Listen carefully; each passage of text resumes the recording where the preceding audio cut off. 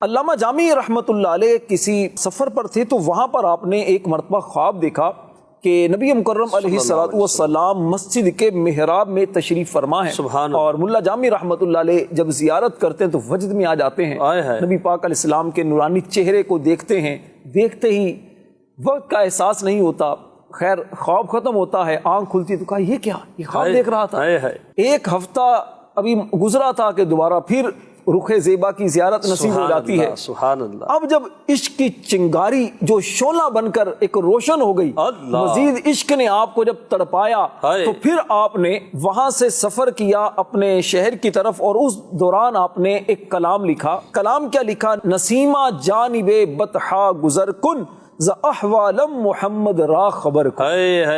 اے مدینہ پاک کی طرف جانے والی ہوا، میری خبر بھی نبی پاک علیہ السلام کی بارگاہ میں پیش کر دے۔ ملا جامی رحمۃ اللہ علیہ جب بہت زیادہ تڑپنے لگے تو نبی پاک علیہ السلام کی پھر دوبارہ زیارت نصیب ہوئی۔ 3 مرتبہ جب نبی پاک علیہ السلام کی زیارت کر لی تو اب کہا کہ اب رہنا مشکل ہے۔ ملا جامی رحمۃ اللہ علیہ نے جب دل سے تڑپ کر نبی پاک علیہ السلام کو پکارا اور پھر اپنے علاقے سے، شہر سے آپ سفر کے لیے روانہ ہوئے کہ ترکی قافلہ مدینہ طیبہ کی جانب رواں دواں تھا۔ تو آپ نے ان سے گزارش کی کہ مجھے بھی لے چلو، تو پہلے تو نہیں مانے، لیکن بہت زیادہ آپ نے جب اصرار کیا تو پھر انہوں نے آپ کو اونٹوں پر کچھ صندوق رکھے ہوئے تھے، تو ایک خالی صندوق میں آپ کو کہا کہ آپ اس میں بیٹھ جائیں۔ اللہ اللہ۔ اس صندوق میں بیٹھ کر جب آپ پہنچے نبی پاک علیہ السلام کے روضے کے قریب، مدینہ پاک کی حدود میں جب داخل ہونے والے تھے کہ گورنر مدینہ جو تھے اس وقت کے، ان کو خواب آیا اور نبی پاک علیہ السلام نے فرمایا کہ دیکھو فلاں فلاں بندہ آ رہا ہے، اسے وہیں پر روک لو، وہ آئے نا مدینہ میں۔ تو ترکی قافلہ جب مدینہ کے قریب پہنچا تو قافلے کو روک لیا گیا، کہا کہ چیکنگ کروائیں۔ انہوں نے بہت زیادہ منت سماجت کی، حضور کچھ نہیں فرمایا، نہیں چیکنگ کراؤ۔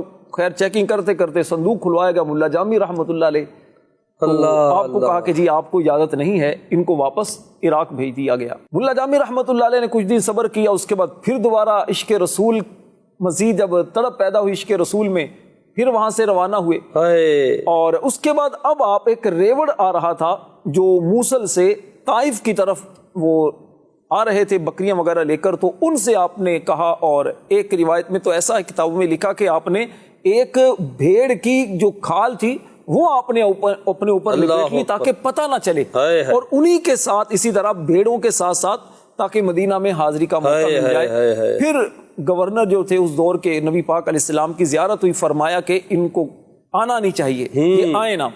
خیر انہوں نے پھر آپ کو پکڑ لیا اور کہا کہ حضور آپ کو آنے کی اجازت نہیں، بھیج دیا واپس۔ اور ایک اس طرح ہے کہ آپ ایک مرتبہ قافلہ لے کر، خود قافلے کے لیڈر بن کر جب آپ آ رہے تھے تو اس وقت ایک نقاب پوش آدمی آئے، اور انہوں نے ملا جامی رحمۃ اللہ علیہ سے کہا کہ جب انہوں نے پتہ کیا کہ عبد الرحمن جامی کون ہے تو کہا جی یہ ہمارے لیڈر ہیں، ان کو پکڑ لیا اور کہا کہ آپ کو نبی پاک علیہ السلام کی طرف سے آنے کی اجازت نہیں۔ اللہ اکبر۔ ملا جامی رحمۃ اللہ علیہ نے جب یہ سنا تو تڑپنے لگے اور آنکھوں سے اشک جاری ہو گئے، حالت بالکل عجیب و غریب ہو گئی، اور بالآخر بے ہوش ہو کر زمین پر گر گئے۔ اللہ اکبر۔ کچھ دیر تک بے ہوش رہے، تڑپتے رہے، مچھلی کی طرح تڑپتے رہے، جس طرح مچھلی کو پانی سے نکال لیا جائے تو کس انداز سے وہ تڑپتی ہے۔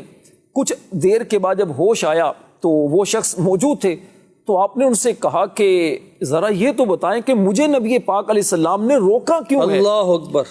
کیا مجھ سے کوئی خطا ہو گئی ہے، غلطی ہو گئی ہے؟ انہوں نے عرض کی نہیں حضور آپ سے غلطی کچھ نہیں ہوئی، بلکہ نبی پاک علیہ السلام نے فرمایا کہ جامی سے کہو تم چلے جاؤ، تم ہمارے پاس نہیں آؤ، کیونکہ جامی اگر آ گیا تو اب ہمیں اس کی محبت کی شدت کا احساس کرتے ہوئے اپنے روضہ انور سے باہر آ کر اس کا استقبال کرنا پڑے گا، زیارت کا شربت پلانا پڑے گا۔